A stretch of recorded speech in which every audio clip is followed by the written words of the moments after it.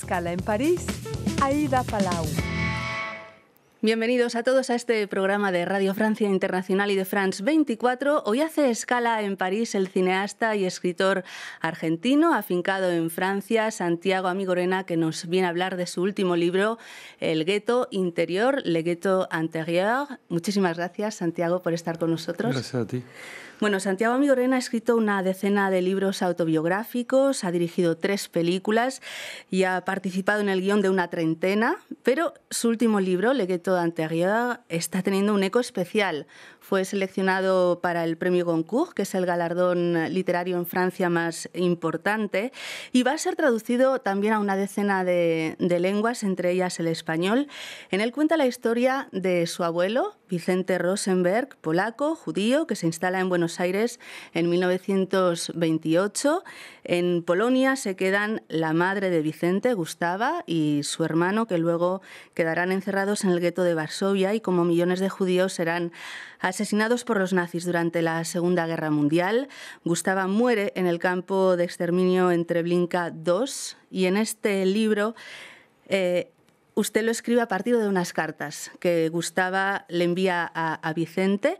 Permítame que lea un extracto muy pequeñito. En la calle la gente muere de hambre, ya ni siquiera nadie se para a contemplar los cadáveres, escribe Gustava desde el gueto de Varsovia a su hijo Vicente. ¿Cuándo lee por primera vez estas cartas? ¿Qué siente y por qué decide escribir este libro sobre esta historia? Sí, bueno, leí las cartas hace no tantos años, porque las cartas quedaron en mi familia. Las tenía mi tía en Buenos Aires y mi madre las hizo traducir hace unos 5 años, así que las leí en ese momento. Y enseguida es como que tomó forma la idea que tenía desde hace mucho, que era escribir sobre el silencio de mi abuelo en algún momento. Escribí muchos libros que tienen que ver con el silencio, y bueno, el silencio de mi abuelo es algo que me tendía las manos. Su abuelo Vicente murió cuando usted tenía 7 años, no lo conoció mucho. ¿Cómo recrea su historia y su personalidad? Bueno, es una novela, es decir, hablo de mi abuelo en un momento en el que no lo conocí. Lo que yo escribo en general, mismo cuando es más autobiográfico, a un nivel, digamos, más explícito, un narrador que tiene el mismo nombre que yo, siempre trato de entender qué es el eco del pasado en el presente. Es decir, no es simplemente de buscar el pasado y decir lo voy a respetar totalmente. Entonces aquí, a partir de recuerdos de mi abuelo, recuerdos de mi abuela también, historias que escucho desde siempre, una especie de mitología familiar, digamos, que hay en todas las familias, me parece.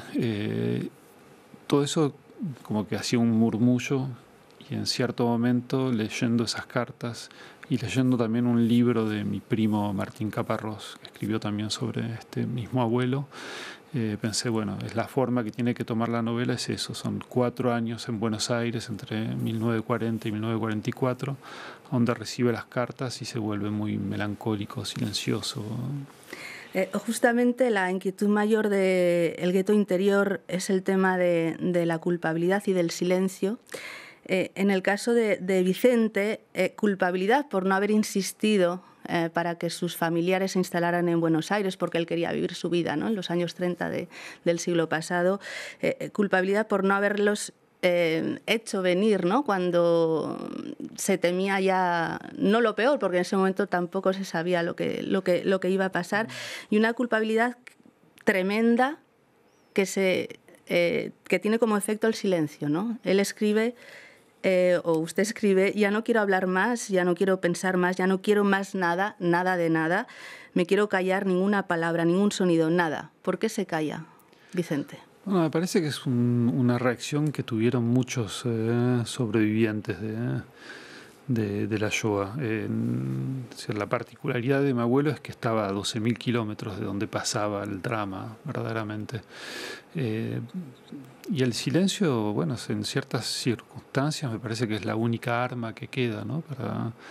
No es una negación de lo que está pasando, pero es como una expresión de la imposibilidad de hacer cualquier cosa. Y mi abuelo, cuando se fue a Argentina en 1928, pensaba que si pasaba algo en Europa iba a poder salvar a su familia, y lo que pasó es que se dio cuenta demasiado tarde de lo que estaba pasando, como casi toda la gente que no estaba en Europa, y mismo gente que estaba en Europa pero no en Polonia o en Alemania, y cuando se dio cuenta ya era demasiado tarde y no podía salvar más ni a su madre ni a su hermano. Hasta el punto de que se construye un muro. Incluso sueña, tiene esa pesadilla que construye un muro que es su propia piel, porque cuando intenta romperlo sangra. Sí. Ese es su gueto interior. Ese es su gueto, su manera de construir un gueto estando a 12.000 kilómetros de distancia, es decir, como una prolongación del muro del gueto de Varsovia. Bueno, eso obviamente es una invención, ¿no? Mi abuelo no me contó ese sueño. ¿Y qué parte de silencio, de culpabilidad hereda de su abuelo Santiago Amigorena? También eso es lo que está un poco al principio del libro, ¿no? Es pensar cómo se puede heredar un silencio. En general lo que se hereda es por una transmisión, por palabras, y yo siempre sentí que de este abuelo, tengo obviamente otro abuelo y dos abuelas, como todo el mundo, de este abuelo lo que había heredado era el silencio, y es eso lo que me hizo escribir cuando empecé este proyecto autobiográfico, porque los 10 libros son parte de un mismo proyecto. Fue el silencio y la relación entre el silencio y la escritura, ¿no? Porque el silencio provoca escritura, y al mismo tiempo porque la escritura es otra forma de silencio. ¿Y un silencio provocado por una culpabilidad también o heredado directamente de su abuelo? No, cuando uno se mira a sí mismo, me parece que siempre encuentra culpabilidades. En el libro, en cierto momento, comparo la culpabilidad que puedo tener yo de haber venido a Europa en los años 70 y no haberme quedado en Argentina o en Uruguay, donde vivía en ese momento. Tenía 12 años, vine con mis padres, no es mi responsabilidad directamente, no es que huí de la situación en América del Sur en los años 70, pero lo que pasó también es que estuve en Francia, viviendo en Francia, cuando había un drama que pasaba en el país. La dictadura argentina.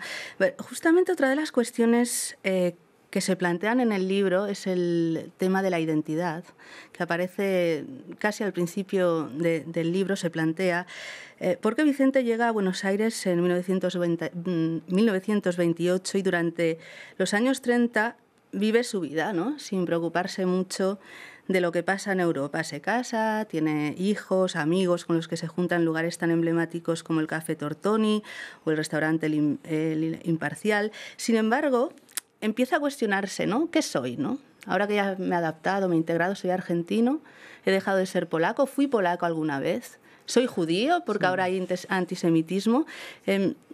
No sé si a usted le preocupa también este tema de la identidad. Y también me di cuenta escribiendo, es decir, no es una intención que tenía antes de hablar tanto de la identidad, pero me di cuenta que sí, que incluso ahora, en la situación política actual, en Francia, en cualquier lugar del mundo, muy seguido se definen identidades y eso impide ser algo que está más vivo que una identidad. Es decir, lo que yo siento con respecto a mi identidad es que soy un escritor francés, por ejemplo. No me gusta cuando dicen que soy un escritor franco-argentino o un escritor argentino que vive en Francia, porque lo único, es decir, mi idioma para escribir es el francés, es el único idioma que tengo para escribir, entonces como escritor soy francés. Pero si veo un partido de fútbol soy argentino, si estoy con mis hijos soy padre, si estoy con mi mujer soy amante. Y todas esas cosas me parece que, decir, cuando uno trata de definir una sola identidad, o cuando, decir, de afuera nos dan una identidad que nos impide ser todo el resto, es una situación que es bastante terrible, ¿no? Lo que hizo el nazismo fue muy claramente eso, decirle a todos los judíos solamente son judíos. Pero es algo que sigue pasando hoy en día y que obviamente yo siento como todo ser humano. ¿Nunca has animado a escribir en español? Ahora comentaba que era un escritor en francés. ¿No le tienta escribir en español? ¿No le sale? Escribí guiones en español. Muy de vez en cuando me sale escribir un poema en español. Pero no, leí mucho más en francés que en español. Es decir, llegué a los 12 años... Entonces mis lecturas fueron sobre todo en francés y me parece que la lengua para escribir es la lengua de las lecturas sobre todo. Además en Francia hay algo que no hay en España o en América del Sur, es que hay una gran tradición de gente que no es francés y que escribe en francés, que empezó con un escritor polaco, Potocki, pero que hay muchos rumanos, Cioran, Gerasim Luca, bueno, Beckett, que es el ejemplo más conocido. Beckett, entonces sí, hay una tradición que también seguramente me gustó tratar de formar parte de esa tradición. Bueno, lo decíamos al principio, en los próximos meses Le Ghetto Intérieur se va a publicar en varios idiomas, entre ellos el español. El encargado de traducirlo, y lo comentaba hace unos minutos, será el escritor y periodista argentino Martín Caparrós, que es su primo y con el que comparte abuelo. Vicente, es una situación bastante peculiar, ¿no? Sí, a mí me parece, decir, me gustó mucho la idea porque él escribió un libro sobre sus dos abuelos, el materno que compartimos y el paterno que no compartimos, y sobre todas sus vidas. Pero había también describía ese momento en el que nuestro abuelo en común, Vicente Rosenberg, recibía las cartas en Buenos Aires. Y enseguida le dije, apenas lo leí ese libro, le dije, algún día voy a escribir un libro solamente sobre este periodo, y bueno, una novela. Y sí, bueno, y cuando lo leyó aceptó traducirlo y el editor es su editor en español ahora, así que... ¿Y se va a llamar El Ghetto Interior también, sí, o hay otros títulos? Está terminando la traducción, así que si no me traiciona más que eso, se llamará El Ghetto Interior. ¿Y tenemos ya fecha para su publicación? Seguramente sea en mayo en España. En mayo en España, sí. Y luego ya en Sudamérica. Sí, también, más o menos el mismo momento. Bueno, y para terminar, Santiago Amigorena, ¿qué planes hay para este año 2020? ¿Más guiones, más novelas, más guiones escritura? Siempre hay guiones que están ahí. Es mi trabajo, ¿no? Es como ir a la oficina. Y los libros, cuando termino un libro empiezo a escribir el siguiente antes de que se publique. Si apenas le doy un manuscrito a mi editor, empiezo el siguiente, así que ya estoy en la mitad del siguiente. ¿Sigue siendo en la vena autobiográfica?